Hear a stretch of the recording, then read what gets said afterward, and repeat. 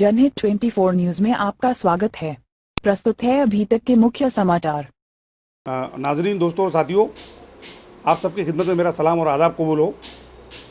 और मैं अपनी बात आपके सामने आज का जो उन्वान है कोरोना वायरस पर, उस पर थोड़ी सी रोशनी डालने से पहले एक शेर के जरिए मैं अपनी बात शुरू करूँगा। वो शेर ये है, सुकून दिल के लिए कुछ तो एहतमाम करूँ, सुकून दिल के लिए कुछ तो एहतमाम करूँ, ज़रा नज़र मिले उनसे तो सलाम करूँ। मुझे तो होश नहीं, आप ही मशवरा दीजिए। मुझे तो होश नहीं, आप ही मशवरा दीजिए। कहाँ से शुरू करूँ फसाना, कहाँ तमाम करूँ। साथियों, कोरोना वायरस एक खौफ, डर, दहशत का नाम कोरोना वायरस, जो 4-5 महीने सुनने में आया, आज तक नज़र नहीं आया कहीं, लेकिन महसूस हुआ। और ये बीमारी निकली वहाँ से बैनुल-अक़वामी सतह पर फैलती गई, फैलते फैलते आज ये हो गया कि हमारे दर तक आ चुकी है। बड़े अजीब और हैरत की बात है कि इतनी बड़ी तबाही और इतनी अमवात के बाद भी कुछ लोग हमारे माशरे में ऐसे हैं जो आज तक ये मानने को तैयार नहीं है कि इस नाम की कोई बीमारी है भी, जबकि कितने लोगों को मरते हुए अपनी आंखों से देखा गया है, दफन होते हुए देखा गया है, कितने लोगों को पीड़ित होकर हॉस्पिटल में जाते हुए देखा है, कितने लोगों को हॉस्पिटल में जो है ना तड़पते हुए देखा है। उसके बाद भी ये मानने में हिचकिचाहट महसूस करना कि इस नाम की कोई बीमारी है भी नहीं, अपने आप में खुद एक हैरत है। इस बीमारी का वजूद है और मुसल्लम वजूद है, इस बात से कोई इनकार नहीं है। और हम सबको ये बात मान लेनी चाहिए कि ये बीमारी है, इस दुनिया में अल्लाह ताला की तरफ से भेजी हुई बीमारी है। भाइयों, मैं आपको एक बात बताऊं कि 1919 में कुछ मोहलिक बीमारी निकली थी, कुछ ज़राए से ये बात मिली, पता चली है, लेकिन वो भी दुनिया के कुछ हिस्सों तक पहुंची थी। सारी दुनिया को अपने लपेट में उस बीमारी ने नहीं लिया था। लेकिन ये जो बीमारी है, ये वबा, जिस वबा का नाम है कोरोना वायरस, इस वबा ने पूरी दुनिया को अपने लपेट में ले लिया है। और मेरे अंदाजे के मुताबिक जब से दुनिया, रब्बुल आलमीन ने जब से दुनिया कायम की है, तब से लेकर अब तक शायद ये पहला मौका है कि ऐसी बीमारी ने जन्म लिया है जिसने सारी दुनिया को अपने लपेट में ले लिया है। इस बीमारी के आने के बाद तरह तरह की बातें सामने आई और आ रही हैं। पहले तो ये कि पहले तो इसके सिम्टम, जो इसकी अलामतें जो हैं, वो समझने से लोग कासिर थे, नहीं समझ पा रहे थे। धीरे धीरे ये पता चला, गले में खराश, उसके बाद में धीरे धीरे फेफड़ों का इन्फेक्ट होना, और 2-3 दिन के बाद में आदमी जो है दाई अजल को लब्बैक कह देता है।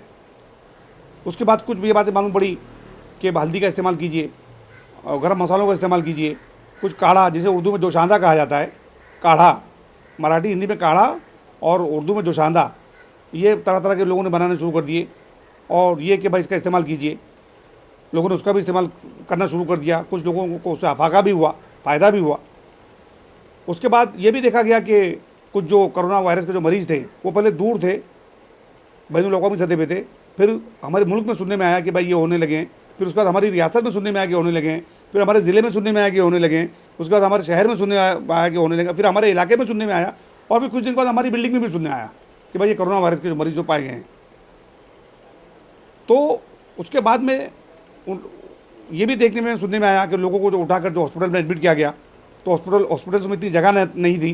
तो ये भी देखा साइन हॉस्पिटल के अंदर जो वीडियो वायरल हुआ कि डेड बॉडीज़ पड़ी हुई है, मुर्दा लाशें पड़ी हुई हैं, उन लाशों के बीच में उन मरीजों को सुलाया गया, लिटाया गया। बड़ा हैबतनाक मंजर था, बड़ी हवलनाक बातें थी। वो देखकर तबीयत, बल्कि रूह कांप उठी कि क्या अभी तक हमने जो अपने आप को इतना बुलंद बांग दावे करते हैं कि हमने चांद तक का सफ़र कर लिया है, मरीख पर पहुंचने की हमारी तैयारी चल रही है, और हमारे पास इतना इंतज़ाम नहीं है कि जो हमारे लोग बीमार हैं उनके लिए इंतज़ाम कर सकें, माकूल उनके इलाज का, उनके बिस्तर का। मुर्दा लाशों के बाजू में उनको सुलाया जा रहा है, ज़मीनों में उनको सुलाया जा रहा है। वो सब वीडियो पे जो तस्वीरें देख करके जो है तबीयत मलूल सी हो गई। एक दहशतनाक और इबरतनाक माहौल था वो। उसके बाद धीरे धीरे जो है ये देखा गया कि मरीजों की तादाद बढ़ती गई और काफ़ी बढ़ती गई। और उसके बाद फिर ये भी देखा गया कि जो मरीज़ हैं, उसके पेशेंट हैं कोरोना वायरस के, वो सेहतयाब होने लगे, बहुत बड़े पैमाने पर सेहतयाब होने लगे। और अल्हम्दुलिल्लाह आज ये आलम है कि हम देख रहे हैं कि बहुत बड़े पैमाने पर सेहतयाब हो रहे हैं।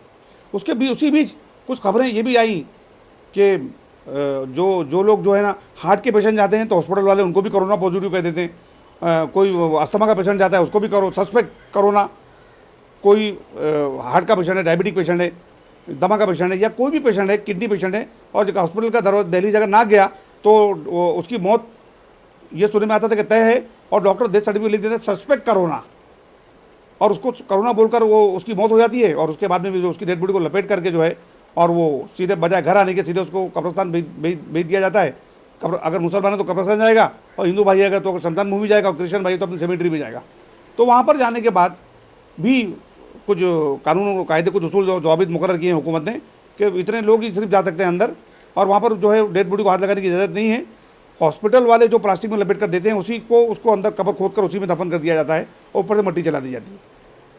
ये अपने अंदर खुद एक बहुत बड़ी हैबतनाक बात है कि किसी का अजीज़, किसी के घर का फ़र्द जो हॉस्पिटल में आनन फानन इंतकाल कर जाए और उसके बाद उसकी डेड बॉडी डायरेक्ट कब्रिस्तान घर तक ना आए, ना उसको गुस्ल दिया जाए, ना उसका दीदार किया जाए, ना कफन दफन का तय तरह से उसका इंतजाम हो, डायरेक्ट चला जाए। ये अपने आप के अंदर खुद एक बहुत बड़ा जो है ये एक हैबतनाक बात है जिसको सोचो तो दिल दहल उठता है। उसके बाद कुछ खबरें सुनने में ये आई अभी कुछ चंद हफ्तों के अंदर कि हॉस्पिटल के अंदर जो लोग जिनको कोरोना पॉजिटिव बोल के जिनकी मौतें हो जाती हैं, जिनकी मौतें हो जाती हैं, तो उनके आज़ा जो हैं, ऑर्गन जो हैं वो गायब हो जाते हैं। अभी कुछ दिन पहले जो खबर वायरल हुई थी वीडियो पर व्हाट्सएप पर देखने में आई थी कि एक डेड बॉडी मिली ऐसी जिसके अंदर के तमाम ऑर्गन गायब हैं। घर वाले परेशान हैं, चीख रहे हैं, चिल्ला रहे हैं, उनको डेड बॉडी भी नहीं मिल रही है। तो ये भी एक बड़ी अजीब खबर थी। तो ये सारी बातें जो है देख करके एक अजीब सा माहौल, और जो बेचारे गरीब और मजदूर जो यूपी और बिहार के थे वो बेचारे, उनको लॉकडाउन पीरियड में जाने का मौका नहीं मिला तो बेचारे पैदल ही अपने गांव की तरफ चल दिए। उसके बाद में फिर सेंट्रल गवर्नमेंट और स्टेट गवर्नमेंट ने कुछ इनिशिएटिव लिया और उनके लिए माकूल इंतजाम किए रेलवे वगैरह से। और इस दरमियान हमारे अमिताभ जी जो हैं, अमिताभ बच्चन साहब, उन्होंने भी काफ़ी मदद की, इसमें कोई शक नहीं है। और काफ़ी लोगों को ट्रेन से और प्लेन से और इससे उससे तमाम भेज दिया गया। अपने बेचारे मजदूर तबके के लोग थे वो अपने गाँव, अपने घर, अपने बाल बच्चों में, अपनी फैमिली में पहुँच गए। ये भी एक मंजर देखने में मिला। और उसके बाद में फिर जो है वो एक शेर बड़ा अच्छा किसी शायर का है कि मर्ज़ बढ़ता गया जूझू दवा की, मतलब दवाइयों को इस्तेमाल होता रहा, मर्ज़ बढ़ता रहा। लेकिन अब एक अच्छी बात यह है कि जितनी तेज़ी से मर्ज़ बढ़ रहा है उतनी तेज़ी से लोग शफायाब भी हो रहे हैं, अच्छे भी हो रहे हैं, अपने घरों को भी आ रहे हैं। इन तमाम बातों में एक जो बात पोशीदा है, जो छुपी हुई है और जिस पर हम लोग शायद ज़्यादा तवज्जो नहीं दे पा रहे हैं, वो ये कि इसमें एक पैगाम छुपा हुआ है, पैगाम इलाही, ऊपर वाले की तरफ से एक पैगाम छुपा हुआ है कि आए दुनिया वालों, चाहे तुम कितने भी तरक्की कर लो, चाहे तुम कितने भी आगे बढ़ जाओ, चाहे तुम कितने भी अपने आप को चांद पर और मरीख पर और दूसरे सैयारों पर अपने आप को वहाँ तक पहुँचा लो, लेकिन तुम मेरे मोहताज थे, मोहताज हो और मेरे मोहताज रहोगे। ये पैगाम जो है उस रब्बुल आलमीन का है, जिसको समझने की ज़रूरत है। उस खालिक व मालिक का ये पैगाम है। एक मामूली सा जरसूमा, एक मामूली सा वायरस भेजकर जो नज़र भी नहीं आता, उसको भेज करके पूरी दुनिया को दहला दिया उसने।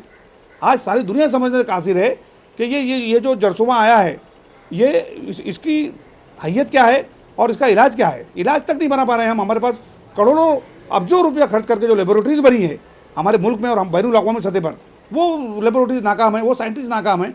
अभी तक वैक्सीन कोई भी मुल्क पूरी तस्दीक के साथ 100% गारंटी के साथ ये नहीं कह सकता कि हमने ये वैक्सीन बना ली है, इस वैक्सीन को खिला दो और कोरोना वायरस का मरज़ अच्छा हो जाएगा।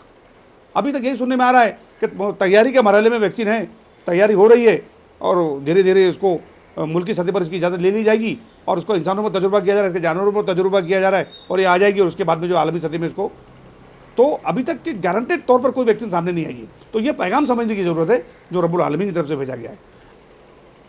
भाइयों, मेरी आप लोगों से ये अपील है कि तमाम मुसलमान भाइयों से भी, अपने हिंदू भाइयों से भी, क्रिश्चियन भाइयों से भी और सिख, ईसाई, पारसी, तमाम लोगों से मेरी अपील और गुजारिश है कि अपने अपने घरों में रह करके इबादत कीजिए, प्रार्थना कीजिए, प्रे कीजिए और प्रे करके जो हमारा जो खुदा है, हमारा जो ईश्वर है, हमारा जो गॉड है, वो उसके सामने रोइए और अपने घरों में रहिए। क्योंकि लॉकडाउन है और लॉकडाउन में हम अपने घरों से बाहर निकल कर अपनी मस्जिदों में जा नहीं सकते, अपने चर्च में जा नहीं सकते, हमको अपने मंदिरों में जा नहीं सकते, क्योंकि हमको लॉकडाउन का भी पालन करना है और जो सरकार की तरफ से हिदायत जारी है उस पर अमल भी करना है।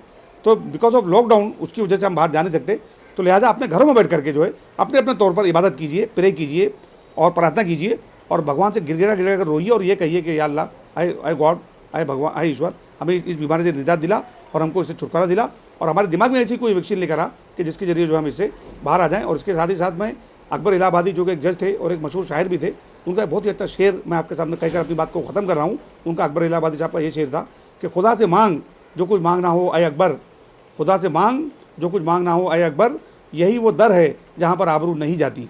बहुत बहुत शुक्रिया। जय हिंद, जय महाराष्ट्र। हमारा ये प्रयास आपको कैसा लगा बताना ना भूलें।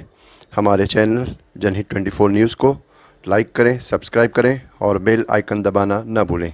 धन्यवाद।